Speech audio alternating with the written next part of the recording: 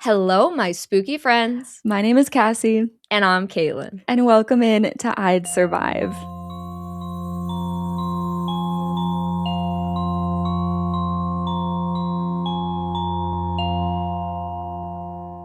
So I would ask how you're doing, like I usually do, Cassie, but I don't know if I should today because the sigh might last the entire episode, you know?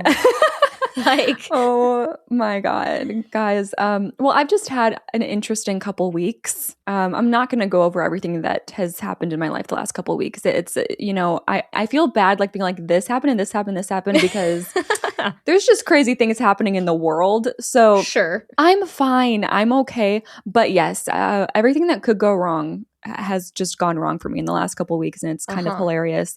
And then last night I didn't sleep, which I worried Caitlin a bit with a apparently alarming text. I got a text this morning at 7 a.m. my time, which is like 6 a.m. for Cassie, right? This text says, I'm low-key scared for my life because I don't think I've fallen asleep yet. Okay. And I'm like, I'm sorry? What does that mean? Like, what in the cryptic horror-esque shit is that? I am really dramatic about my sleep because my body is very dramatic about my sleep. And if I don't get if I get less than 8 hours, I have a really groggy first half of my day, and I'm moving slow in my head, and sometimes even nausea hits if I'm only got 7 hours of sleep, which is ridiculous. But last night, I genuinely don't think I fell asleep until like 7 a.m. And I think I slept for like an hour and a half. And then I came over here and I was like, hello, let's do this. Let's talk about horror stuff.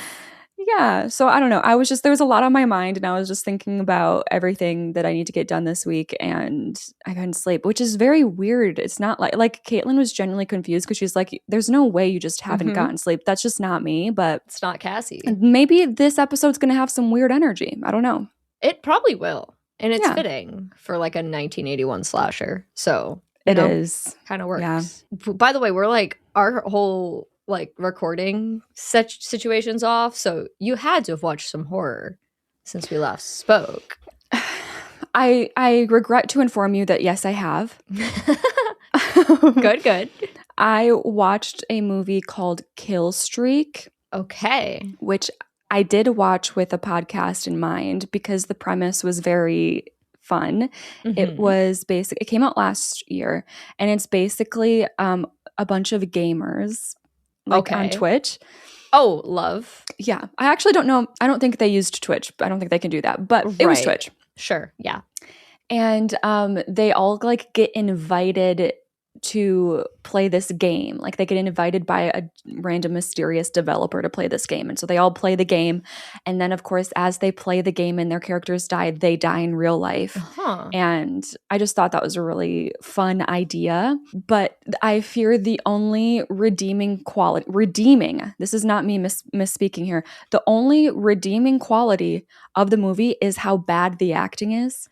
Because that is the only reason why I was entertained. Oh yeah. Like wait, it was is this the fun. one you texted me about? Yeah, it's like freaking Austin Mahomes and that's some wild girl from Dance Moms. Oh my God, the acting. And actually there was like some real gamers, I think, that they casted as well. Bro, cast me. Like I know. I'm so down. That's so funny. You would have done better. You would have like outshined all of them. I'm a pro actress over here, so yeah, I got it covered. That sounds fun though. So I do wish I could force that movie upon everyone. It's like the perfect sleepover movie. Like if you just want to laugh at something stupid with your friends, watch that movie. Yeah. Okay, will do. It's weird looking at my week in horror list because it's like I feel like I talked about this stuff, but like I don't think I did, and my brain's just broken. But I watched Jennifer's Body. I don't think we talked about this. No, we haven't. We haven't. What a fun movie. Yes. What an absolutely ridiculous film.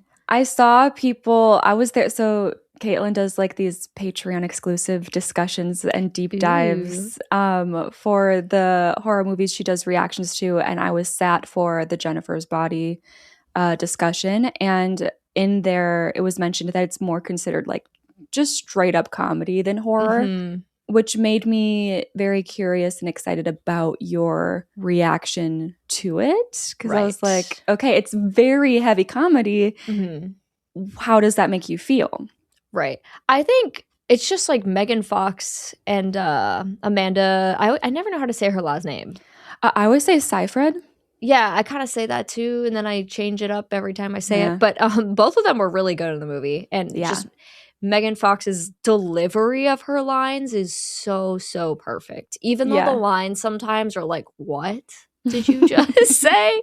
That combined with a plot that actually works is what made me like it, because I thought it was just going to lean too much into the comedy and not care about the actual logistics of the plot. Yeah, but they actually followed through with the demonic side of things, and I thought that was really cool, and it was something I hadn't seen before.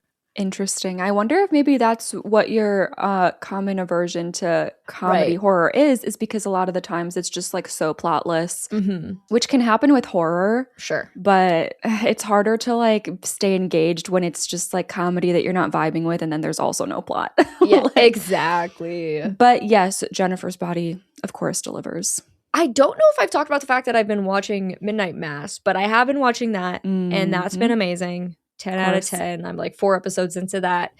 And then most recently, as in yesterday, I finished reading Salem's Lot finally. I saw. I'm so excited for you. That's like, it's so exciting to finish a Stephen King book. It really is. Because as much as I love Stephen King, love his writing, like it can be a challenge to get through his books sometimes, because there's a lot of downtime, a lot of let me explain the backstory of this character who really doesn't matter that much, but you need to know every detail about everything they've been through in their life, and like those parts can drag on a little, but the like climax and the plot actually was really good in the end. That's a Stephen King plot I know nothing about. I don't know what that movie book is. Yeah, I'm totally like ignorant of that one.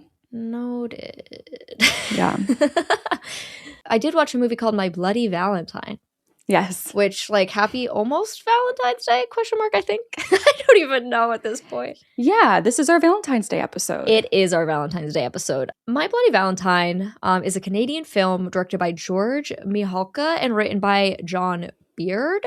And it's very much a cult following film, only made $5.7 million in the box office, which was more than the $2.3 million budget, but was by no means like a crazy success. And I forgot about this because I wrote this part of the script so long ago. 9 whole minutes were cut from this film by the MPA, citing violence and gore. 3 of those minutes were released in the 2009 version that came out on DVDs. But yeah, there were 9 whole minutes that the MPA said, you have to cut these or we're not giving you an R rating. I'm so curious, like, how dramatic they were being. Oh, for sure. You know what I mean? If we saw it now, I wonder, like, on a scale of, like, oh my God, to nothing, like, how nothing it is. But it got cut back then, yeah.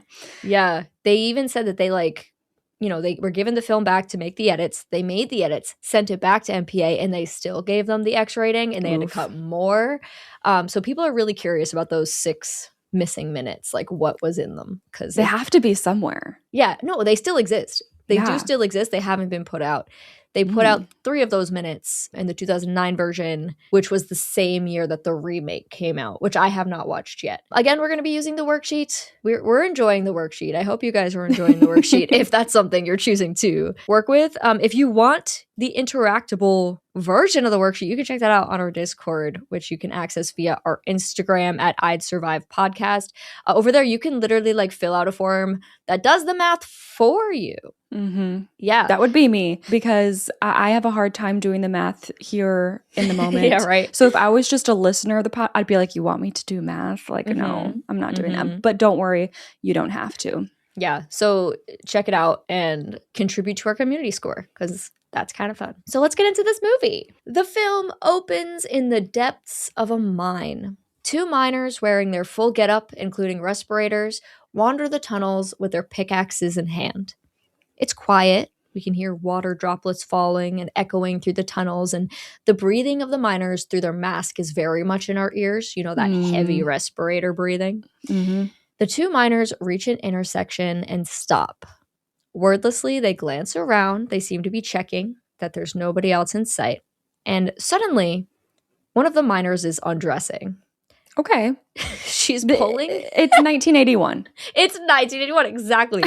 This opening is very 1981. Actually, I think all miners in 1981 had to do it naked. That's what happened. Can you imagine? Oh my God. Anyway, she's pulling down her coveralls to reveal her lacy white bra underneath. Mm-hmm. And she takes off her respirator and shakes out her long blonde hair. Girlie has a face full of makeup and a red heart tattoo on her left boob. Oh, like okay. most women. Yeah. So the other miner approaches her and he slams his pickaxe into the wall behind her before they begin getting intimate. Oh, I forgot about this. Okay. So the woman unzips/unbuttons his coveralls and caresses his face, which is still masked, by the way. Oh. And she tries to take the mask off and he does like the most dramatic head shake with a breathy no. He's like, his head's like all back and forth. No. And it's like, okay, what the fuck is happening? The hell? But okay, no. So like how respirators have that breathing tube thingy? Yeah. Yeah. Well, she starts like suggestively playing with it and rubbing her hands on it. Yes. Yes. Is it funny or is it like really trying to be sexy? I don't know. Because it's just never sexy to you. So you're like, what's the frame of reference? It's funny because this is the start of the movie and I immediately was like, oh no. Yeah.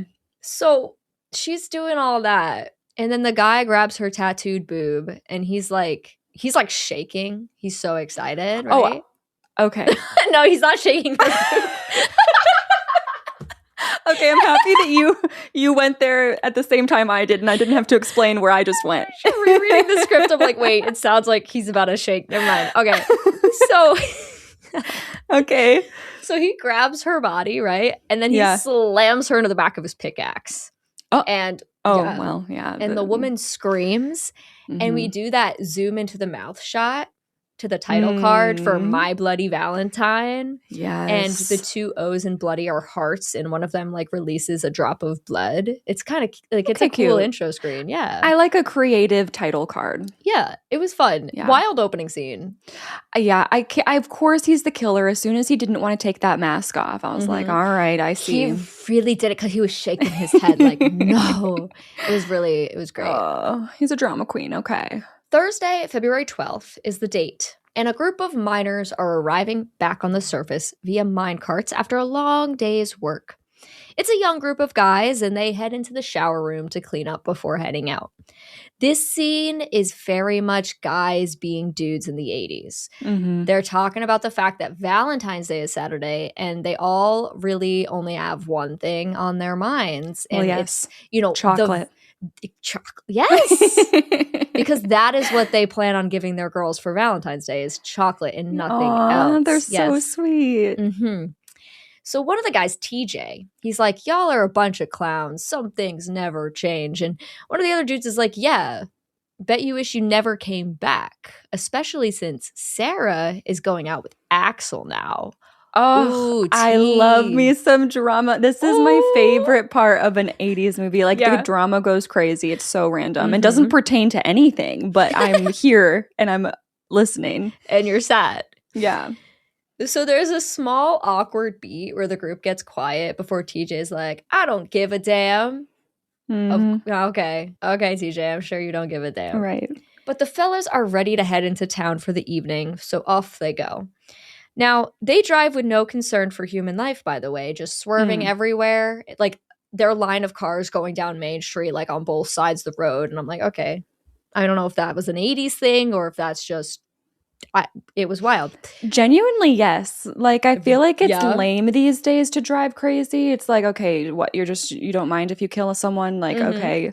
But I still remember, like, Grease, the movie Grease in, like, 1978. And, like, the cool guys are always, like, doing crazy stuff with their cars. And literally me as a 12-year-old was like, they're so cool. So I'm happy we grew out of that as a society. Yes. Okay, you're so right. I do think this was like a thing that they show a lot in movies back then. So, yeah. We pass a sign on our way in. Welcome to Valentine Bluffs, the little town with a big heart. Aww. With an arrow pointing to a large light-up heart on the sign. It's like a nice welcome to the town sign. It's very cute. Beautiful. Reaching what appears to be Main Street, we can see that we are decked out for Valentine's Day. We've got red, pink, and white garland that wraps the telephone poles, heart banners across the street back and forth. There's also a large banner that says something about a big Valentine's dance. Ooh. Exciting. I already can smell the tea. Right? You know what I mean? What flavor is it? Well, I have to say vanilla, just because I can smell vanilla and I'm drinking a vanilla steamer. So, okay, vanilla tea.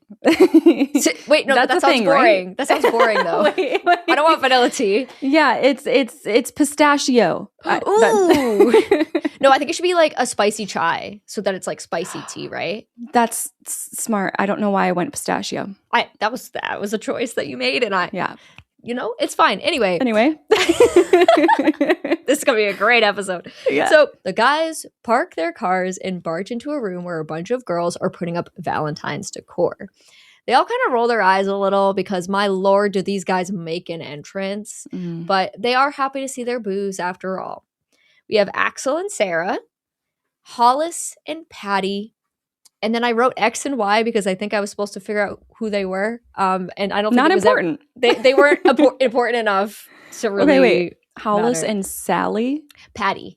Now TJ's just kind of watching from the sidelines with his beer, and Sarah notices and gets kind of uncomfy. This love triangle about to cause a lot of tension up in here. You know what I mean? I love to see it. So this guy, Howard, he asks Gretchen to be his date to the dance, and Gretchen is like, hell no. Howard is definitely, like, he's the most over-the-top class clown, Richie Tozier, comedic relief guy of this movie. Yeah, you gotta have it. He's like, everything he says is just over-the-top comedy, and he's that guy. But everyone's having a great time getting ready for the dance, and down on Main Street, a man and a woman walk briskly down the road. Mabel, this is the best thing that's happened to this town in years, the man says.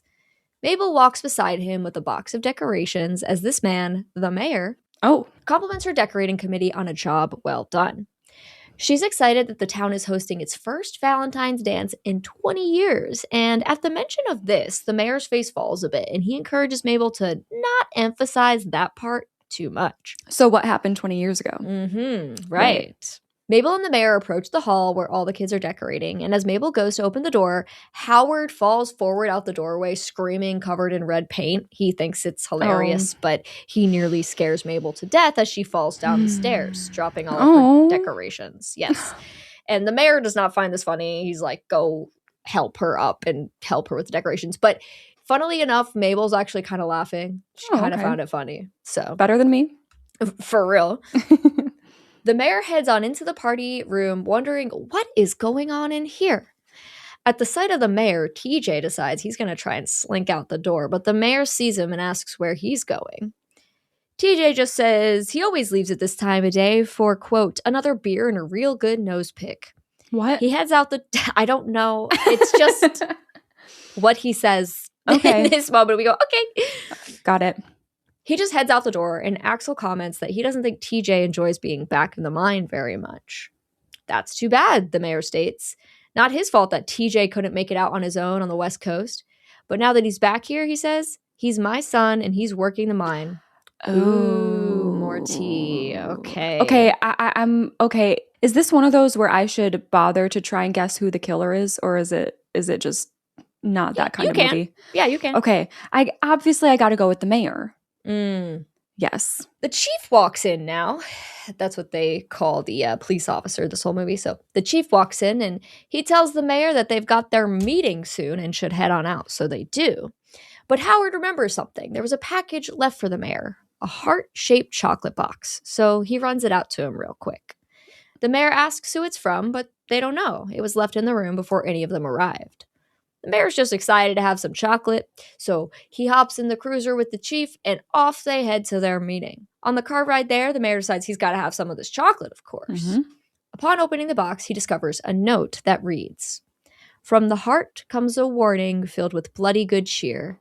Remember what happened as the 14th draws near." Okay.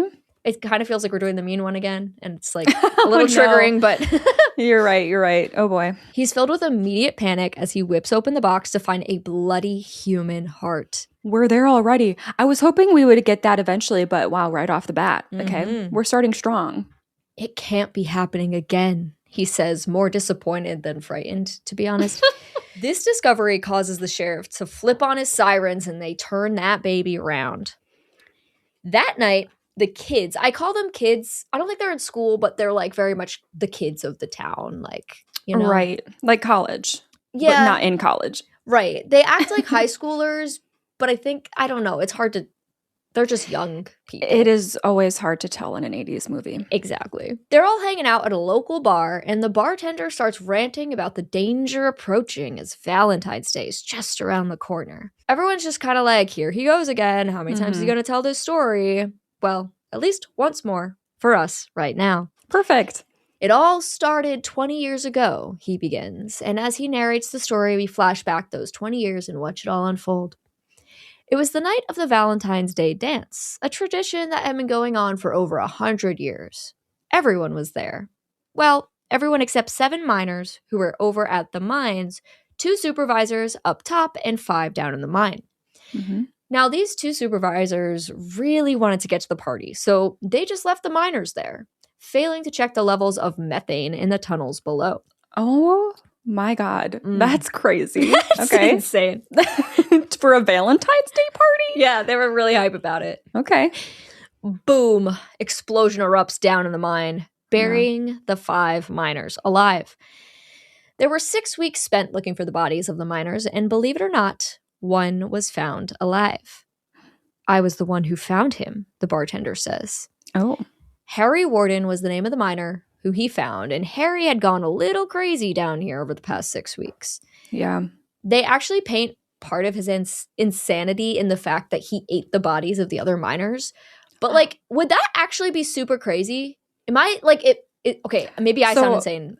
I don't think that you have to be insane to decide to do that. Right. I think it's like survival instinct, but I think doing that could cause like mental trauma and insanity, just experiencing that. Right. That's what I see. Like, that's the way I would think. I don't know. I feel like the way they paint it in the movie, it's like, and then he ate people.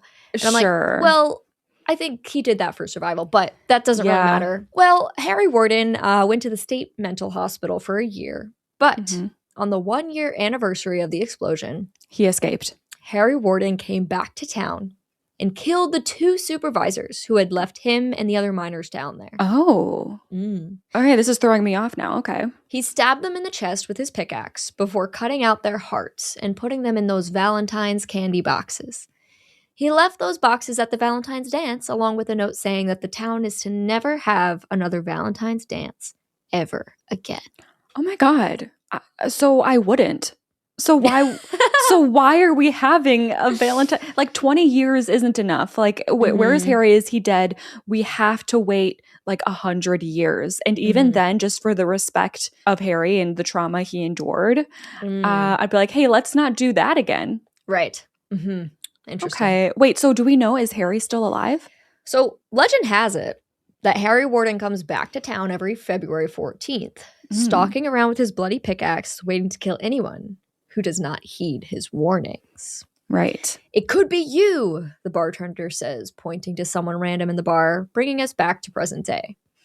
He is real serious about this story and tells everyone that they should really think twice about having this party on Saturday.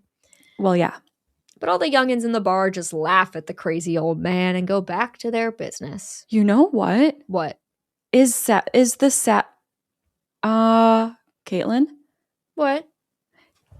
Wait, sorry. Don't do that.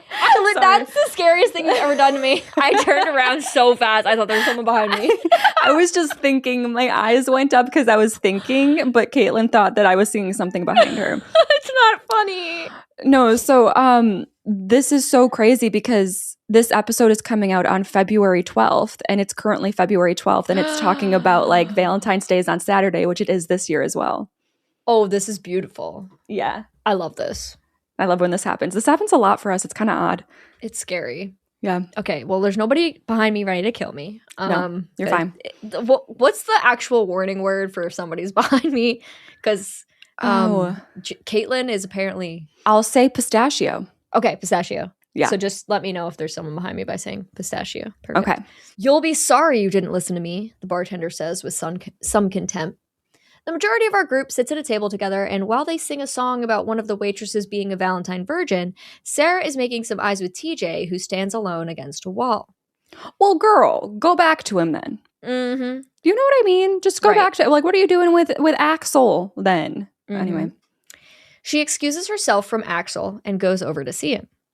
She just wants to remind TJ that it's his own fault. Oh.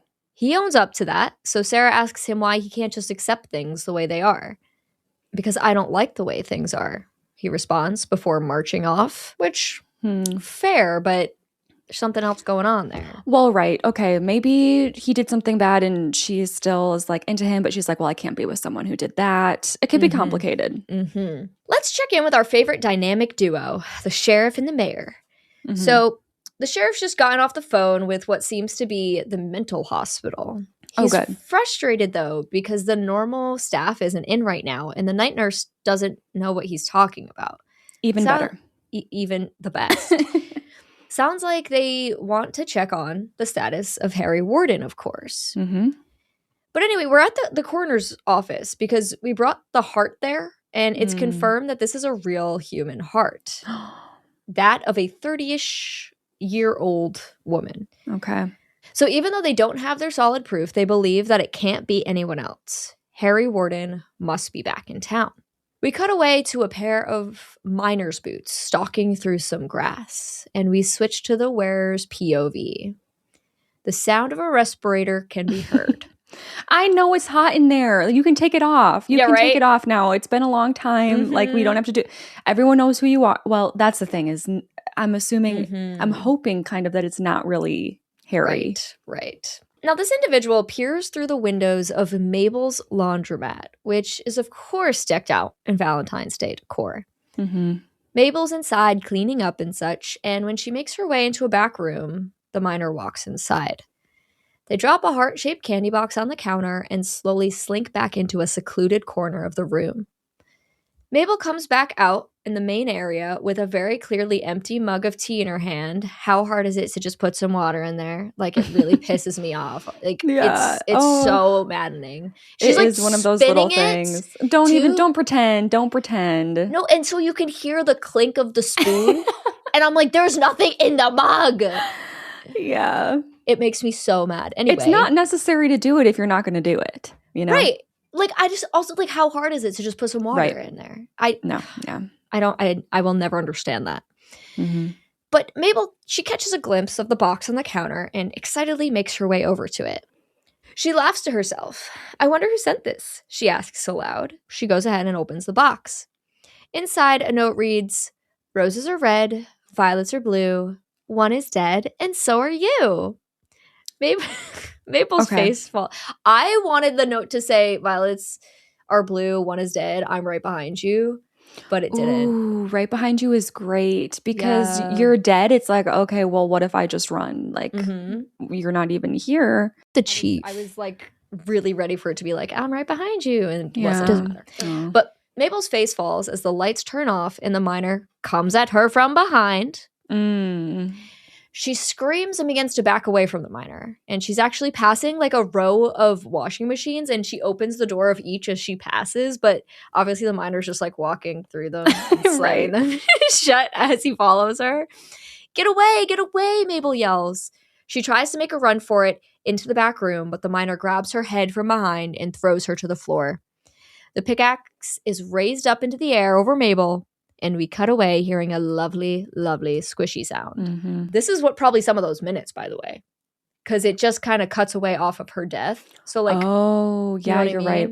I bet it is. Yeah. But this is our first act check-in, which is very exciting. And I have 3 questions for you. Okay. I'm loving the vibe of this so far. Yeah. I've missed our little 80s episodes. I know. No, this one's really fun. So 1A. Your question is, would you continue to heed the warnings and not throw the Valentine's dance?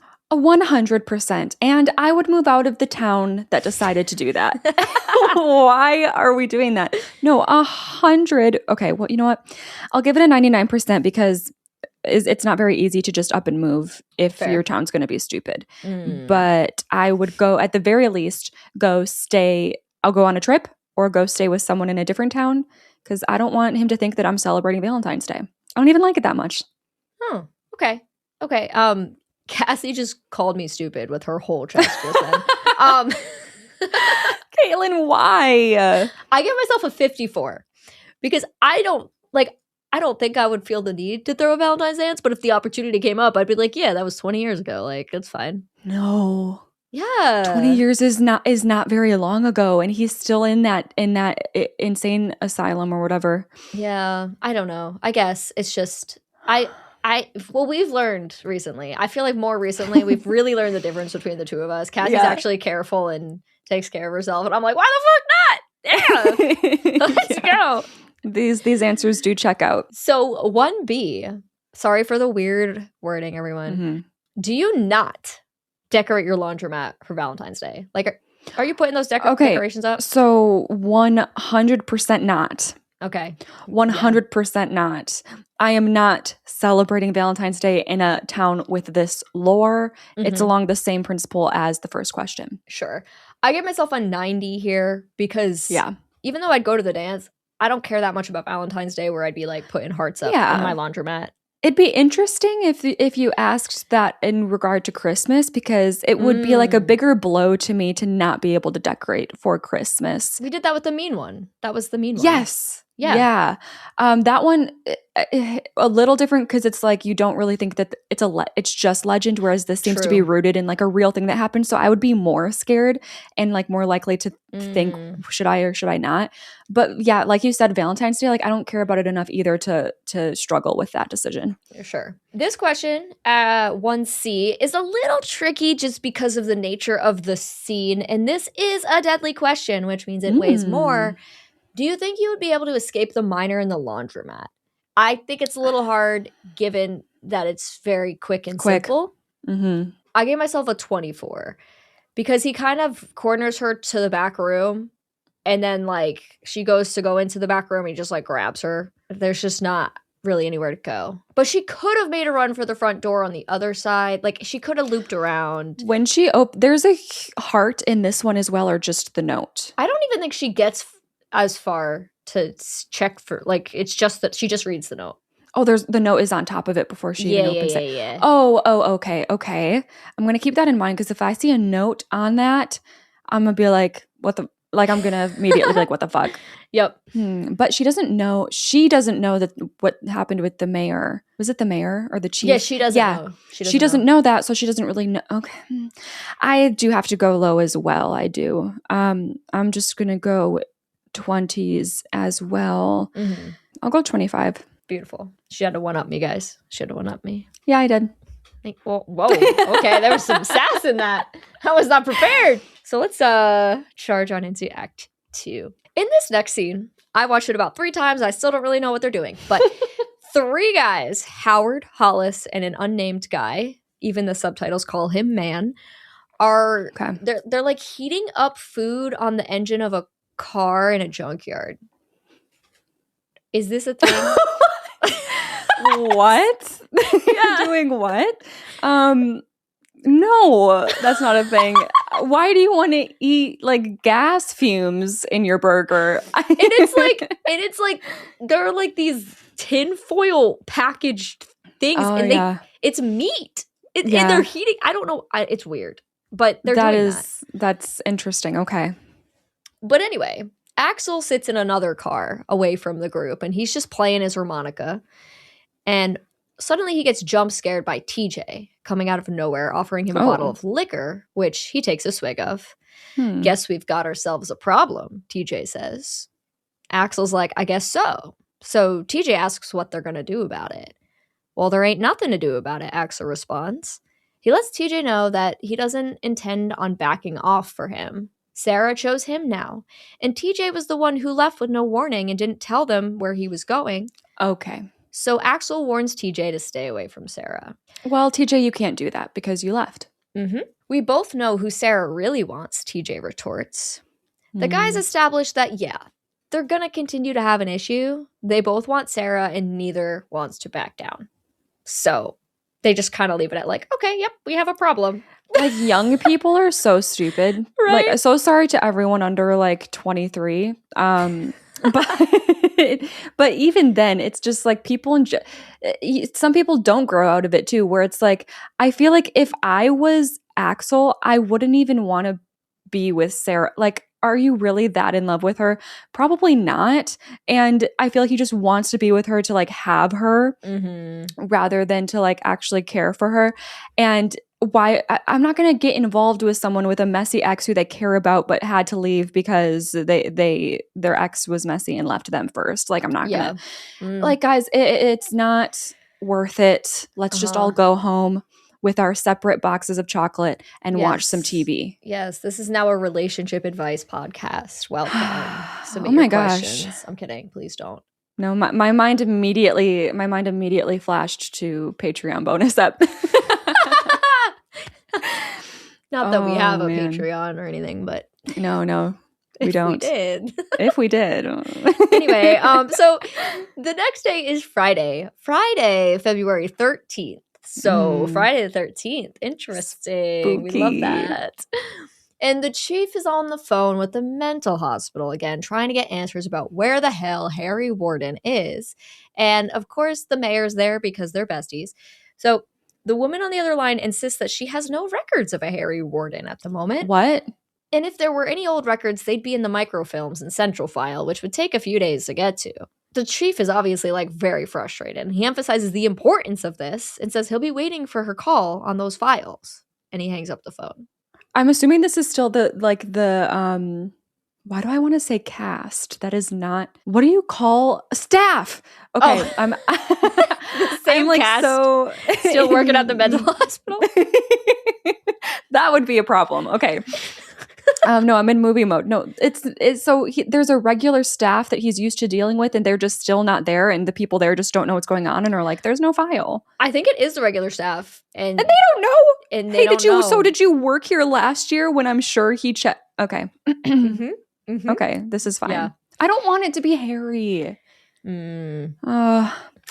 Okay. So the mayor insists that based on this information, or lack thereof, it has to be Harry Warden, and they need to cancel the dance. Yeah.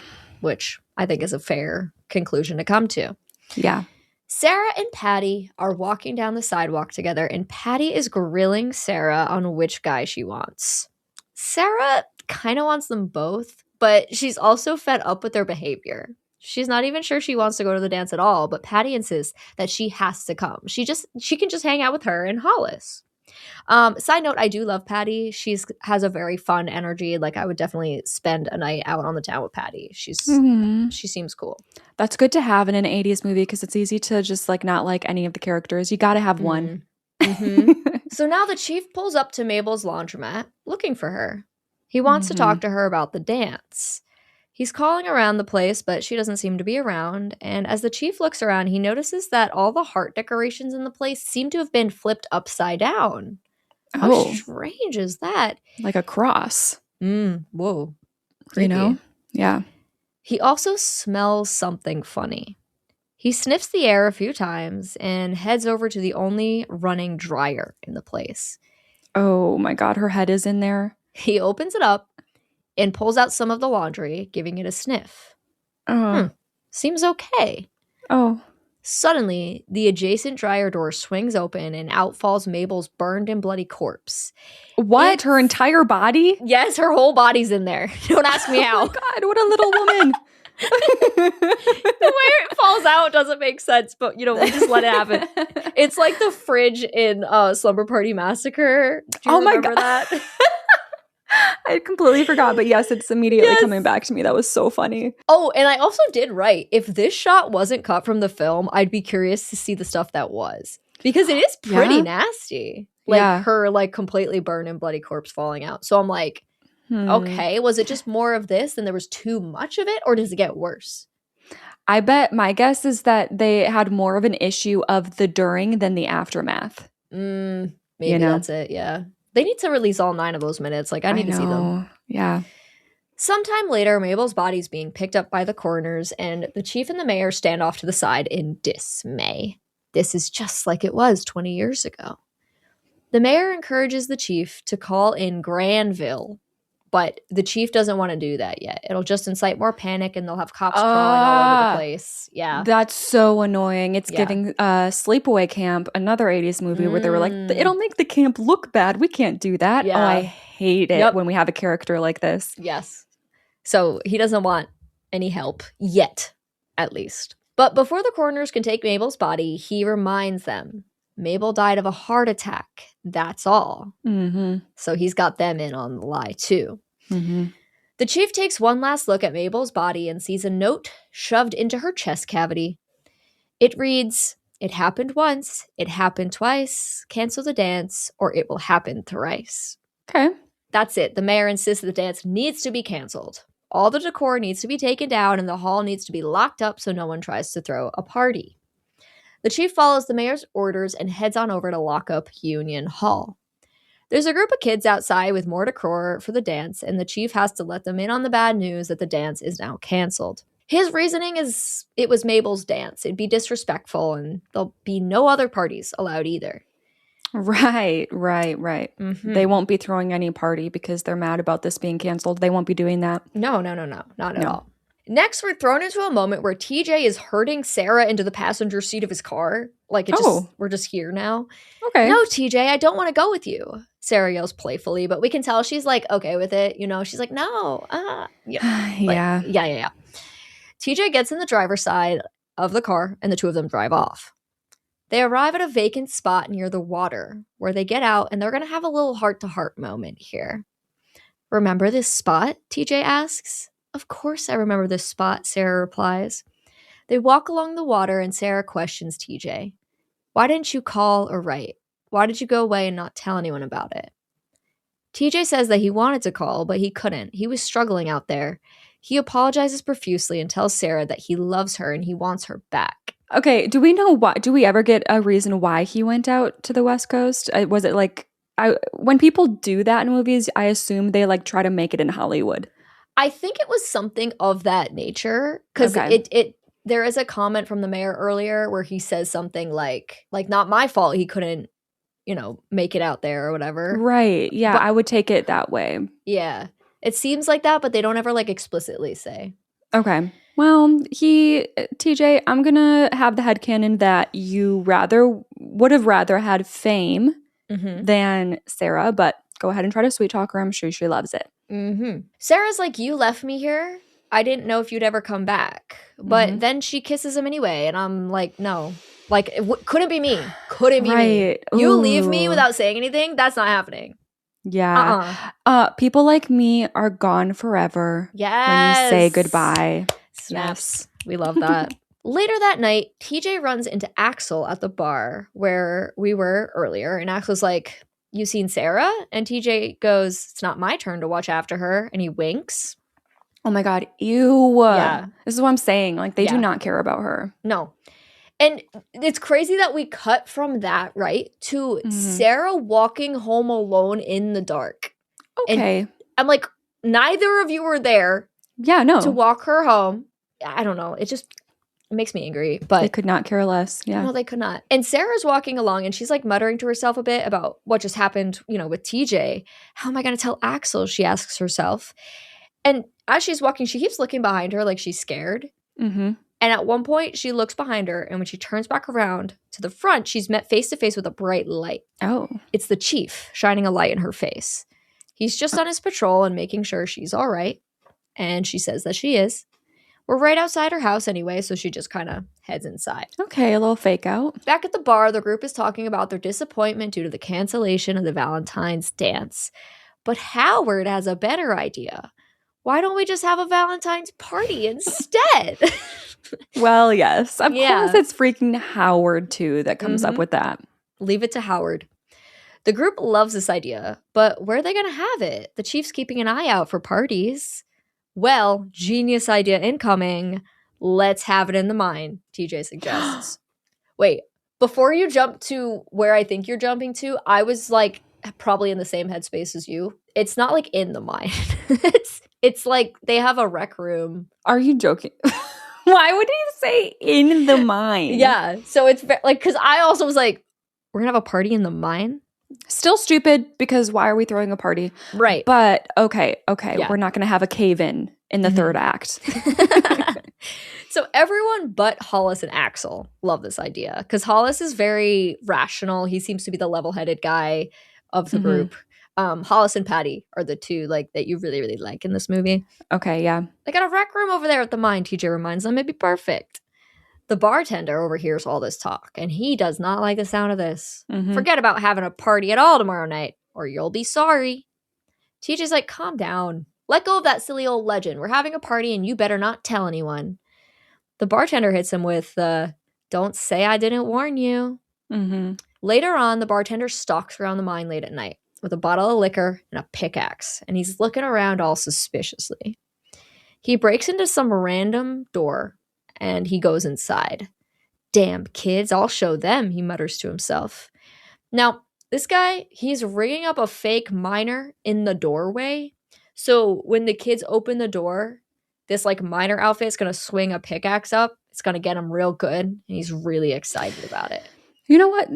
He's kind of so me. Yeah? Yeah, because I'm annoyed with these kids too. Like, let me teach you a lesson. But I would be too scared to go there alone and set it up, so. That's fair, because he seems to like really believe in the yeah, that would be me. Legend. I'd be like, don't do it, you idiots. Like, what are you doing? He is proud of his contraption, and he's testing it. He does it a couple times, kind of laughing a little maniacally, and he's had his fun. So he turns to walk away, but he stops when he hears some creaking sounds coming from the doorway where he's you don't understand. He respects you. He respects you. No, yeah, right. You can't die. That's against the rules, because that means I die. Ooh, shit. You know? Right. He turns around and he opens that door once more.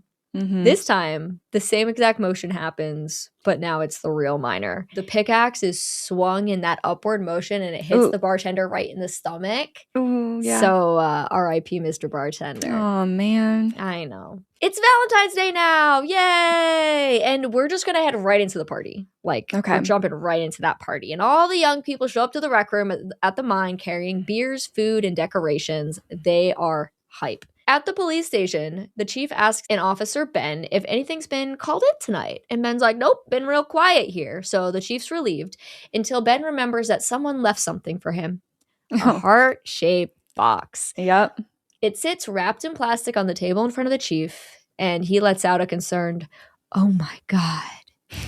The chief asks Ben to go grab him a coffee so he can open this package in peace.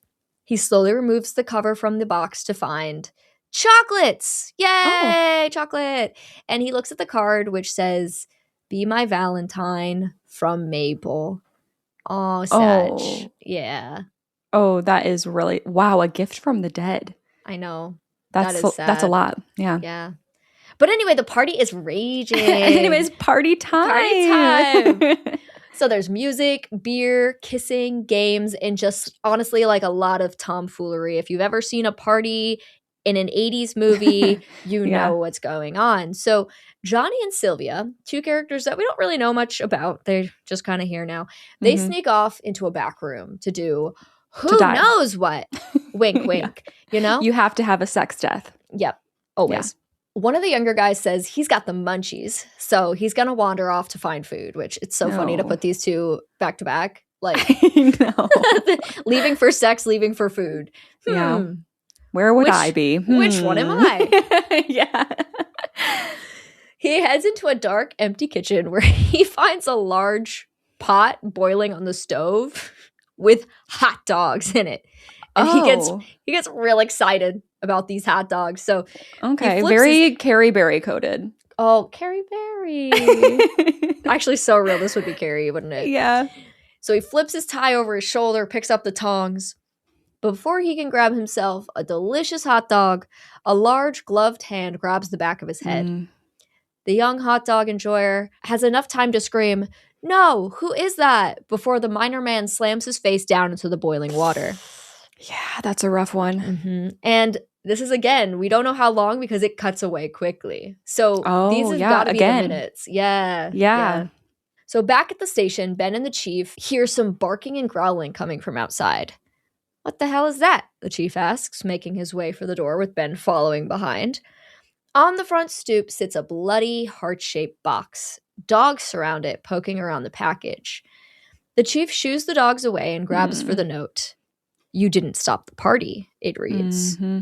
Of course, he's like pissed off because he really tried to make sure there would be no parties today. Right. Down at the mine, the party continues on and Axel starts getting handsy with Sarah, who asks him to stop. And he doesn't, so she really like fights back. Ooh. TJ stands nearby and pipes up, "Guess you better back off there, Axel," he says. Axel tells TJ that he needs to back off. He and Sarah had been doing fine before TJ showed up, and clearly Sarah wants nothing to do with TJ. Clearly. Right? Do you mind? I have my own mouth, thank you. Sarah chimes in, and I'm like, yes, girl. Thank you. Real. They keep we need a line like that. Mm-hmm. Yeah. Then why don't you use it? TJ says. Tell him. Axel obviously is like, tell me what? Mm-hmm. So TJ tells him, she wants to come back with me. Sarah's really pissed now. She's like, why don't you both just back off? Yeah. Okay. And she just storms off. And I'm like, yes, that's what I'm talking about. Spicy chai. Of course, the men are going to be men, and Axel decides to punch TJ in the face. Okay, yeah. And Hollis has to step in and break them apart. And like in complete frustration, Axel grabs a beer and he goes outside. TJ, on the other hand, goes over to Sarah and apologizes, but Sarah asks him to please just leave her alone. The energy in the room's obviously tense and awkward, but don't worry, Howard is there to make a joke and get everyone laughing again. Remember Johnny and Sylvia? Oh, it's time. They're in the locker room where they've pushed two benches together, creating a bed of sorts where they can make out. And Sylvia looks up at the ceiling, asking how they get, quote, those down. And Johnny tells her to just pull the rope, and she does. Some coveralls come falling from the ceiling and like land on them, like still hung up on a hook, but like they come down and hang there. Mm-hmm. And they both kind of laugh. And Sylvia asks, you know what we need? Yeah, I got one right here, Johnny says, reaching into his pocket. No. No. What you guys need is a bedroom, not a locker room. Oh, just you wait, girly. Okay. So, no, I meant a couple of beers, Sylvia giggles. Oh. You and Johnny are the same? I wasn't like, that's kind of sad though. What do you need? You need a couple of beers. Maybe you shouldn't be doing this then, girl. Yeah, right? Oh, Johnny says before offering to go grab some beers, leaving Sylvia behind in their makeshift bed. He heads into the kitchen where two girls are getting some hot dogs from the giant boiling pot. Oh, good. Using the tongs, one of the girls pulls out something nasty from the pot and holds it up. Ugh, what is this? Johnny laughs. Ugh, one of those idiots really thinks he's funny. Now, this object looks what I guess a boiled heart would look like. It's completely browned and doesn't really look like a heart, but it's the same shape. So I think that's what they're going for here. Okay, that makes sense. Mm-hmm. So Johnny opens the fridge and grabs a pack of beers.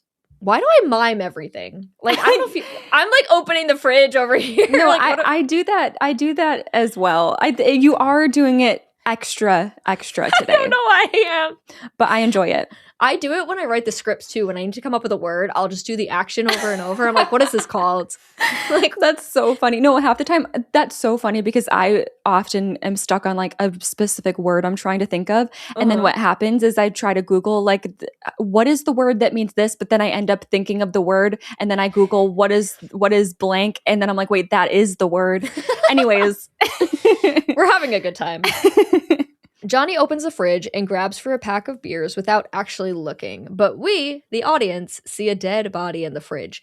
Now, this one actually kind of does make sense because it's one of those cafeteria fridges, like those big silver ones. Okay, yes. And the body's just kind of sitting on that bottom area of the fridge. Yeah, and I'll take it.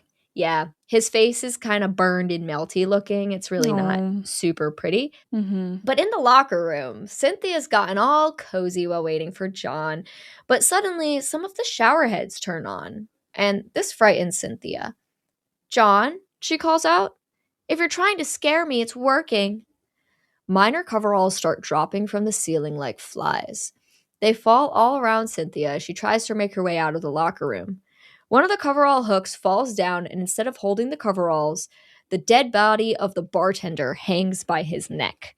Oh, that's fun. Sylvia screams and turns around only to face the miner himself. Yeah. He picks Sylvia up by her head and starts to walk for the showers, and we cut away.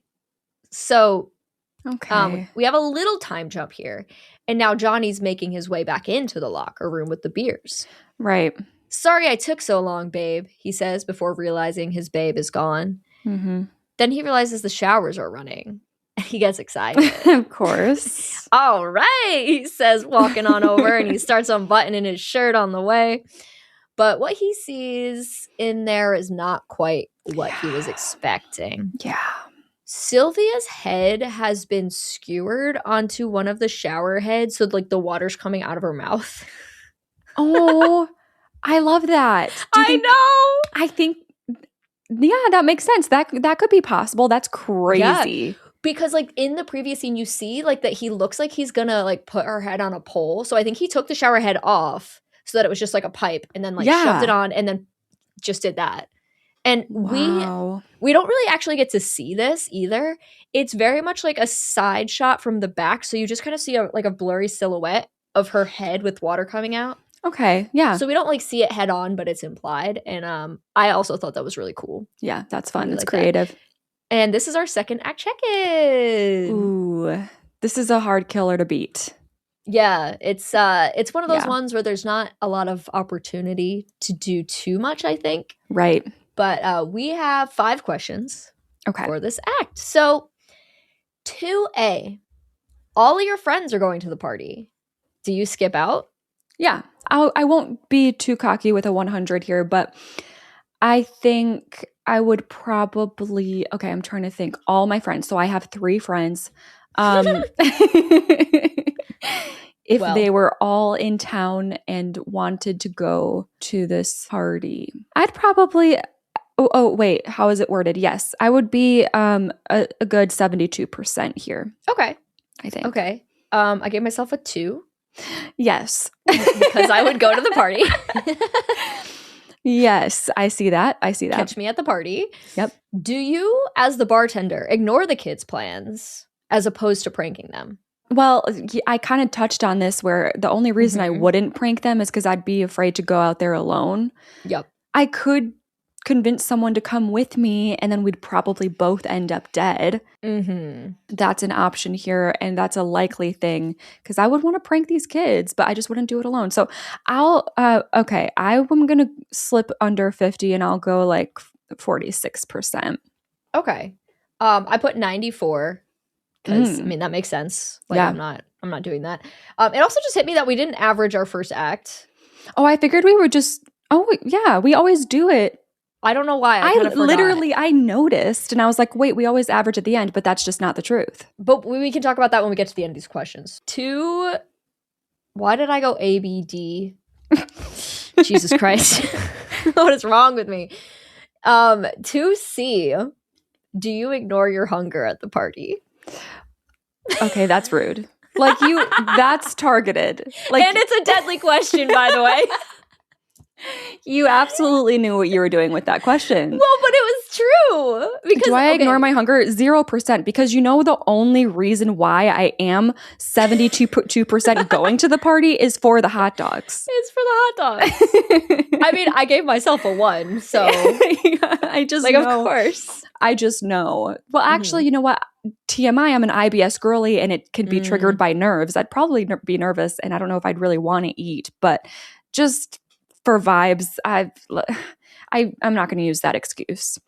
Okay. See, because like it makes it sound so much worse that way. Like, because obviously, I want to ask, do you go get a hot dog? Yes. But I have to reverse it. So it's, do you ignore your hunger? Are you capable of that, Cassie? No. And yes, that is a deadly question, unfortunately for us. 2D. Do you and your boo spend the party time with your friends as opposed to sneaking off and making out? 100%. I'm 100%ing that. going to something like this, I'll just stay home with my boyfriend if I'm going to do that. I'm not going to go and then sneak off with him and make out. And I don't like PD. I'd be like, someone's going to walk in and I'd be embarrassed. Like, I'm not into all that. Yeah, no, I think, like, why would you come to the party to do that when you could just maybe do it after the party? So I give myself a 99, always leaving a little room for who knows what. 2E, do you escape the locker room? I gave myself a 63 for reference because she's very much intimidated by the coveralls falling from the ceiling, where like a coverall falls and she like backs and runs the other way. Whereas you could just maybe push through those and run for the door. So even it's one of those situations where I'm like, he probably would have figured out a way to do it anyway. I know. I think I would have had a much better chance than her. So I went 63. Him grabbing her by the head as well. It just confirms that like he's probably very fast and strong. Yeah. Which I am not. So me too. I'm actually going to give myself a 38. Okay. Here, I'm not feeling confident on that one. Do you want to average Act 1 and 2 right now just so we can? Sure. Why not? Okay, so my first act weighted score came in at 55%. Okay. I was 43. Yeah. The deadly question really got me. Because I literally was 99 and 100 for 2 of those questions. Damn. And I'm still at a 55. Okay, and then my average score for Act 2 is 37%. Wow. Very low for an Act 2.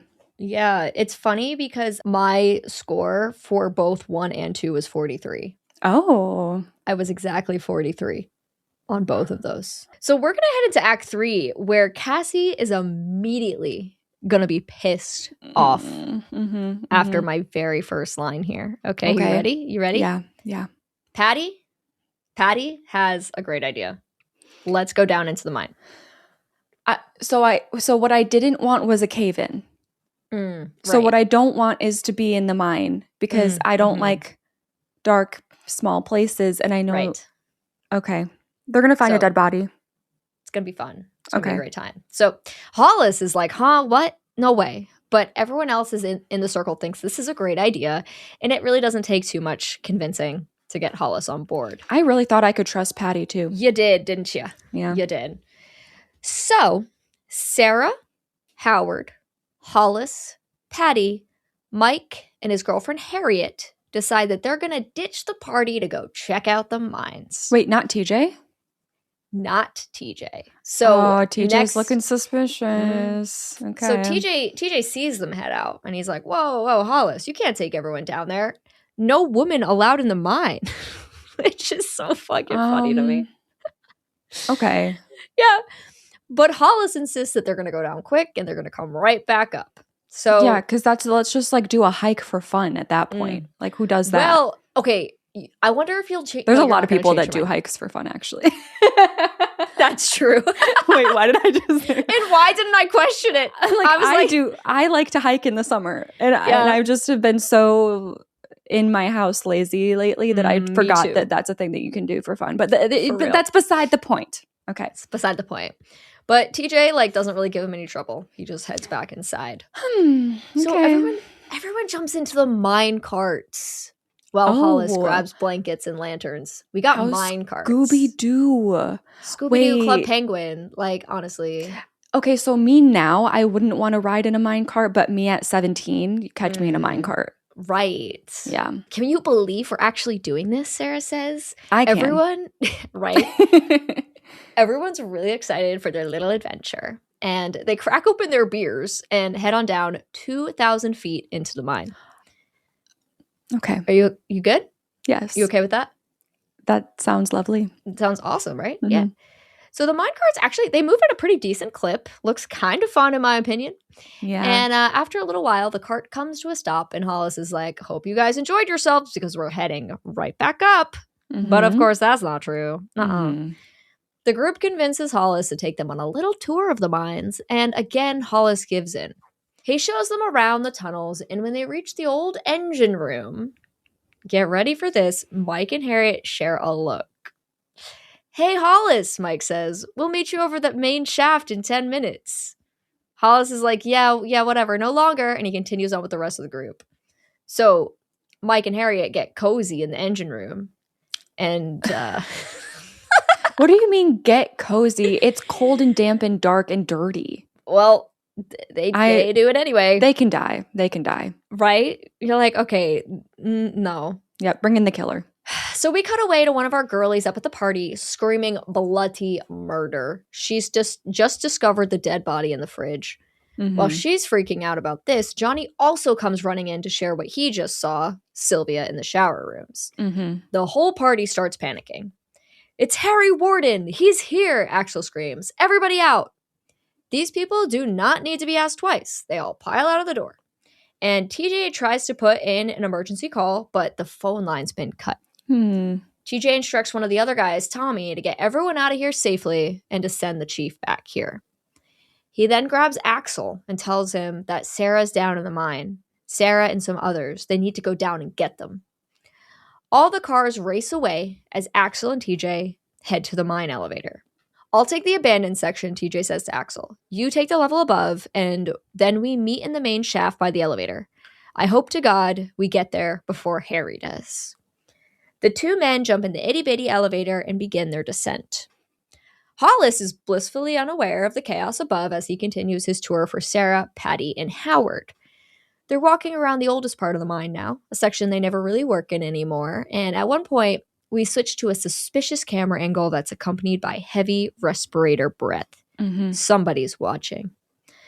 The group is making their way back to the main shaft where they plan on heading back up, but Mike and Harriet aren't back yet. Fuck them. Let's go. I know. The group shares an annoyed look because they all know what's happening right now. But suddenly glass shatters from somewhere nearby. Oh. Once, twice, 3 times. The miner is using his pickaxe to break light bulbs one by one in the tunnels. Okay. Hollis blames the sound on some rats, but Howard's a little more skeptical. But he follows Hollis and the others anyway, away from the noise. On the surface, Tommy's found the chief and he's filling him in on what's going on. You have to go to the mine, he says.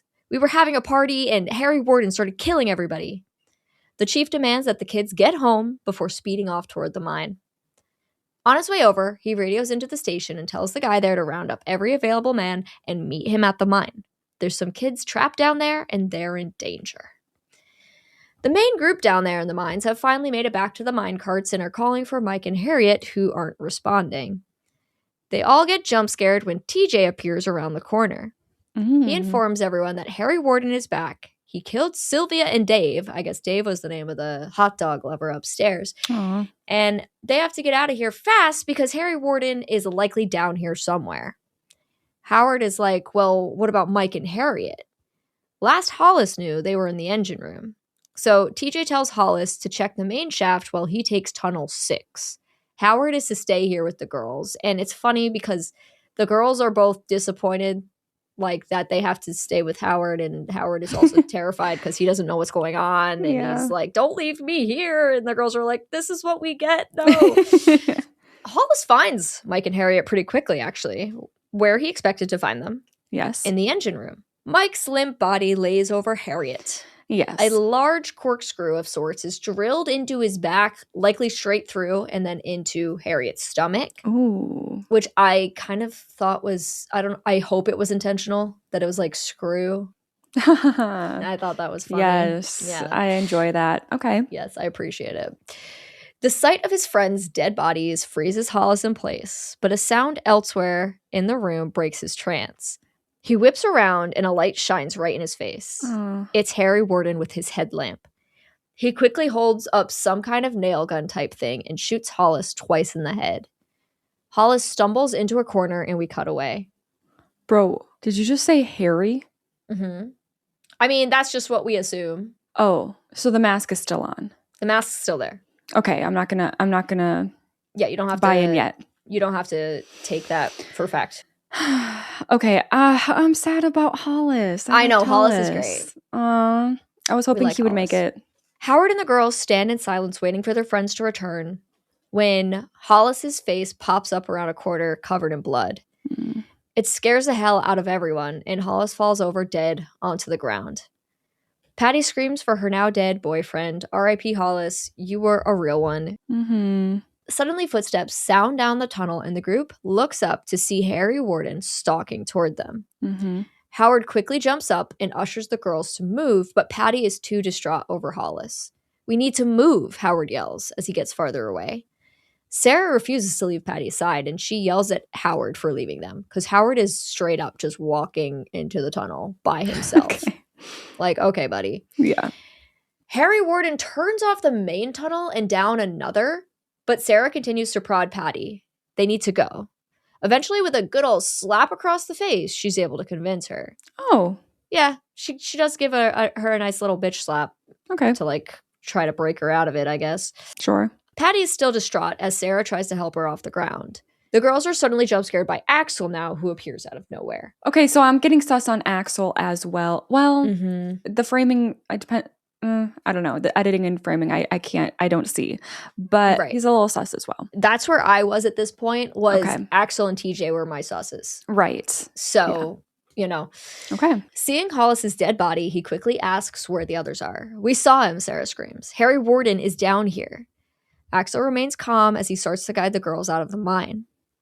The whole way toward the elevator, Patty sobs and repeatedly tells the other two that she doesn't want to leave Hollis down here. She wants to go get him. Mm. But Axel and Sarah just continue to lead Patty away while trying to calm her down. Mm-hmm. Axel and the girls finally make it to a fork in the road. But like where they're down one fork and from the other fork they can hear footsteps, but there's a wall in between them kind of Okay. vibes. So Axel picks up a plank of wood for defense and holds it ready for whoever rounds this corner. And as the silhouette comes into view, Axel swings the plank right into TJ. And Sarah laughs in relief and goes to hug TJ, who's bent over in pain from the blow. And through huffs, TJ asks about the others. Well, Howard ran off alone and Hollis is dead, Axel informs him. They decide what they need to do is get the girls up top, send them to get more help, and they can worry about Howard. TJ leads the way over to the elevator, but when they arrive, the elevator had already been sent back up and the control panel has been busted. Oh. Dun, dun, dun. Oh my god, is that legit the only way out? How is the killer even going to get out? What the heck? So it is kind of confusing because they have the elevator, the mine carts, and technically you can walk up the minecart path. Oh, it's not too steep. Yeah. Yeah. Okay. There's no way we're getting out of here, TJ says. What are we going to do? Cries Sarah. Climb, Axel says. He wastes no time and starts up the ladder. So there's a ladder that goes up the elevator shaft. I don't know. No, I couldn't risk it because, like, what if someone That's drops so that scary. shaft down and I get crushed? Like, I couldn't take the chances. I'd rather do the minecart or like walk out the minecart path. Exactly. Yeah. No one's excited about this. Patty most of all, but it's really their only option, apparently, in parentheses. Apparently, yeah, because they're acting like it's their only option. Sure. So it's a tense climb. Patty nearly falls, and honestly, fair enough because she is in heels, climbing a ladder in heels, which, no thank you. Out of nowhere, Howard's dead body comes falling by them. Okay. His neck is tied with a rope, and like he bounces as the rope goes taut, and Patty screams while blood splashes all over Sarah's face. The rope lets go, and Howard plummets to the ground below. TJ yells for everyone to go back down quickly. That bastard's really playing games with us, Axel says. But TJ thinks they can beat him if they get over to the rail cars right now. Axel agrees and leads the group through a shortcut. It's a wonky shortcut that's narrow and wet. So Axel sends TJ with the girls across first and tells TJ to holler once they've made it. They make it through and holler back to Axel, but at that moment they hear Axel groan and then a large splash and then silence. Oh. The group hurries back to find the plank railing snapped, and TJ looks over into the murky water below. Do something, TJ, Sarah pleads.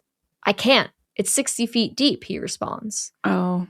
Patty and Sarah are distraught, but TJ insists that we have to keep moving. So they do. Now it's seeming like it's neither of them. Is it really just going to be Harry? The trio heads back to the carts, but at a fork in the tunnels, TJ tells the girls to continue down the left path, and he takes the right.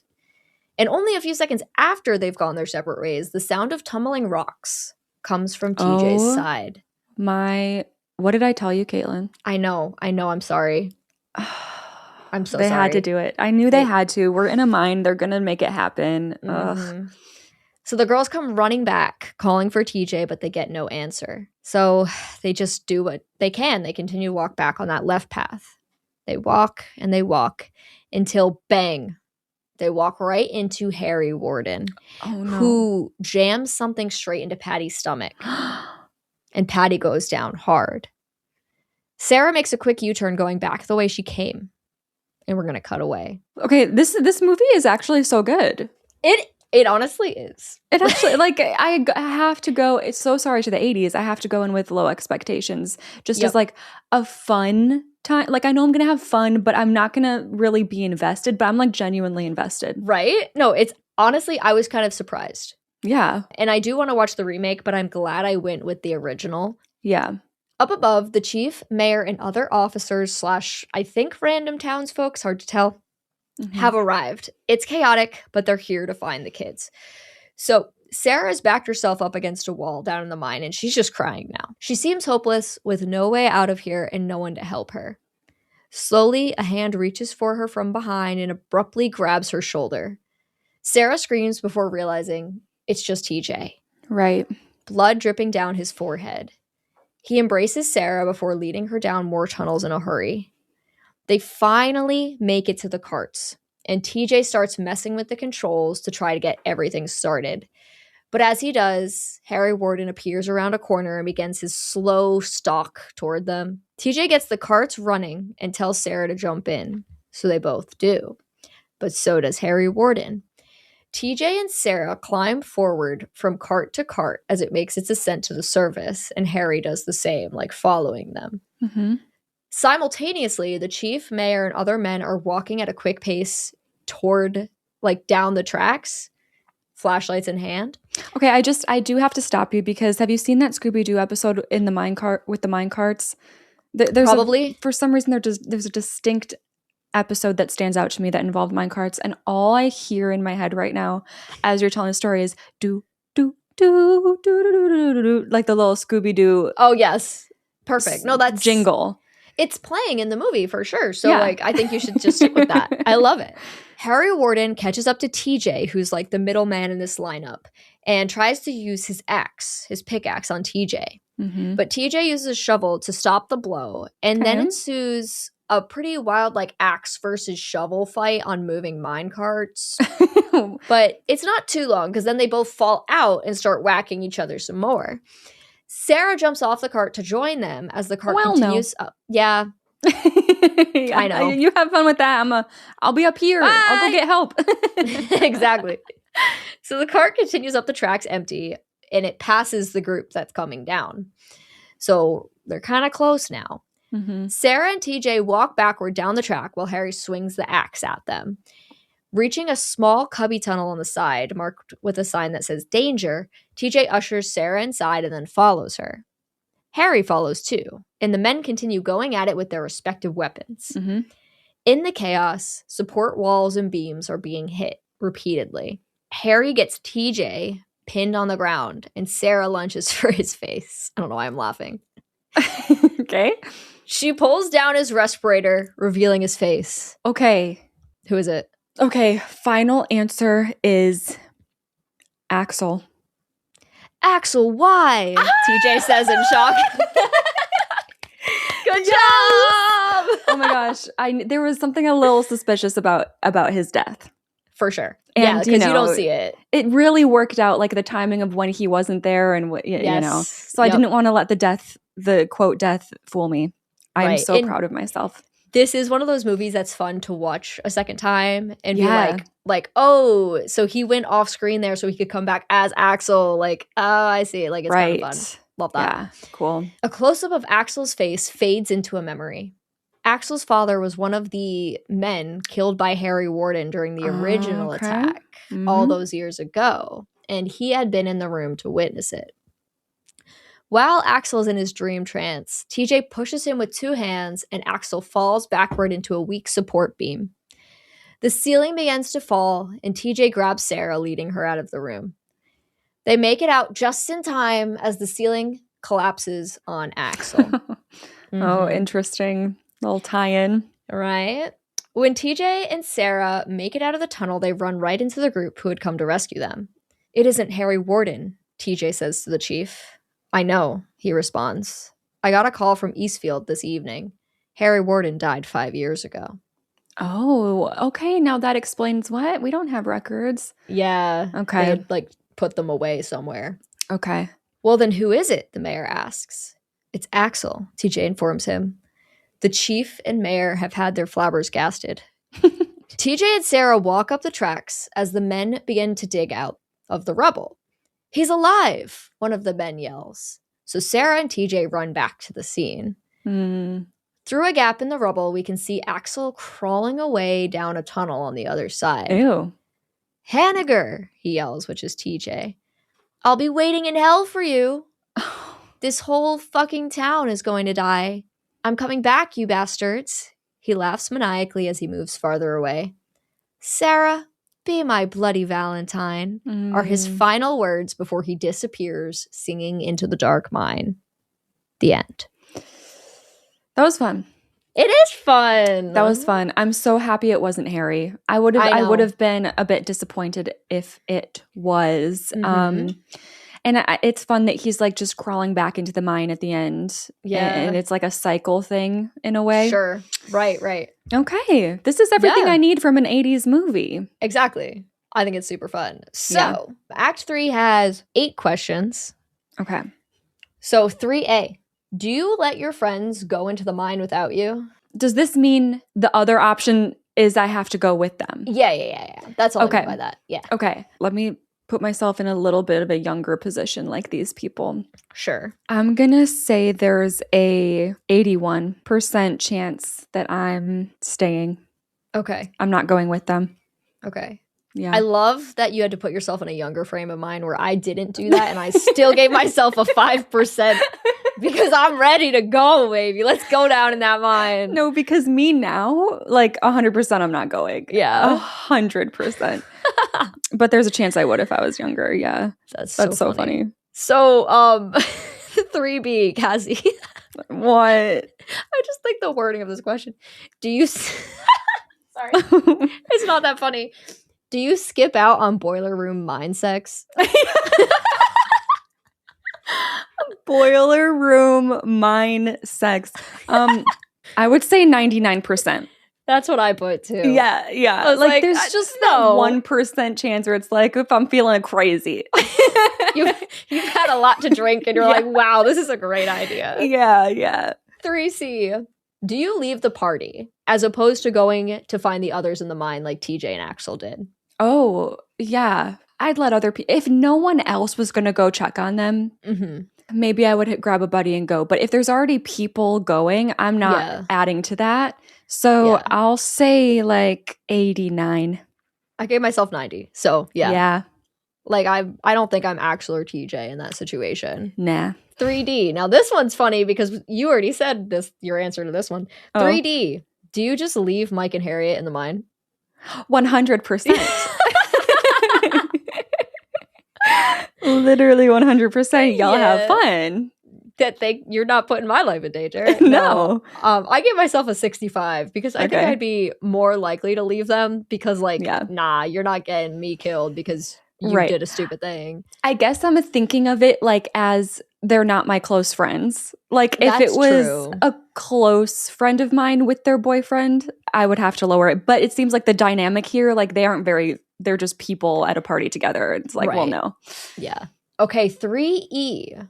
And this is a deadly question. Do you escape the nail gun attack? I gave myself a 12 because it is very much one of those. And then he shows up and shoots him. Like, I'll one down you. I'll go 11% because I'm just, you're right. There's just no way. 3F, also deadly. Do you stay with the group? Unlike Howard. 100. Okay. Yeah. I did 98. Yeah. 3G, deadly question. Do you survive Harry Warden stabbing you in the stomach, and I put in all caps, out of nowhere? I gave myself a 1. What was she stabbed with, by the way? I actually don't know. Yeah, interesting. I can't tell. Probably the usual hook or whatever. The or pickaxe. Pickaxe, yeah. Yeah, it probably was that, but like it wasn't that clear. Yeah, I'm actually gonna agree with a 1%. He really just kind of like pops out behind a wall and just like, not fair. One of those, unfortunately for us. Yeah. And the final question, also a deadly question, 3H, are you able to successfully battle Axel with your shovel? On moving mine carts, and then not on moving mine carts, right. And then there's stuff falling from the ceiling. Yeah. So okay, I'm gonna have to say 18%. I did 18. Look at us. Oh my gosh, we don't believe in ourselves the same amount. I love that. That's Beautiful. Amazing. Good for us. Friendship. So for Act 3, E, F, G, and H are all deadly. And you can get your average now. So this is very interesting. My third act score came out to a 47%. Okay. Mine was a 40. I feel like we should have a bigger gap, but like, I guess. I think we would if we didn't account for previous. I'm curious about where our final overall score is going to come out, because I feel like you're more likely to be in this third act. Right. And I am not. And that's, I think, why you're expecting a bigger gap. That's because, true. I shouldn't even be in the third act, Right. But I'm here and I got to play the game. Exactly. That's true. What's interesting for me is, my Act 1 was 43, Act 2 was 43, Act 3 was 40. Yeah. So I got a final of 42. I, stayed consistent the whole way through. Okay. Mine came out to a 45%. Wow. Yep. That's kind of surprising. I mean, again, it's because you have to play the game. Yeah. Yeah, exactly. Because otherwise, we would be very different. Put in these situations, forced into these situations, we are kind of on the same level with each other as far as decision making here. Exactly. Yeah. So that brings us to an overall combined score of a 44%. Okay. Which I think is fair for the film itself. Yeah, well, you got to be under 50 in a film like this just because of the state of the killer and how he's doing these kills. You can't. I feel like we're in the mid-range because it's these people are making stupid decisions and it enticing this killer. Mm-hmm. But he's here and there's really nothing you can do about it. So we're kind of probably screwed. But yeah. That was fun. I enjoyed that episode. I feel like the 80s ones always just end up being a great time. Great pick-me-up.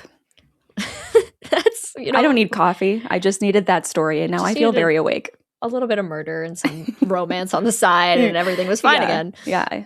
So thank you guys so much for listening to this episode. You can also check us out over on our Instagram at I'd Survive Podcast. And there you can find a link to our Discord where you too can submit your own scores using our worksheet that will do the math for you, which is very exciting.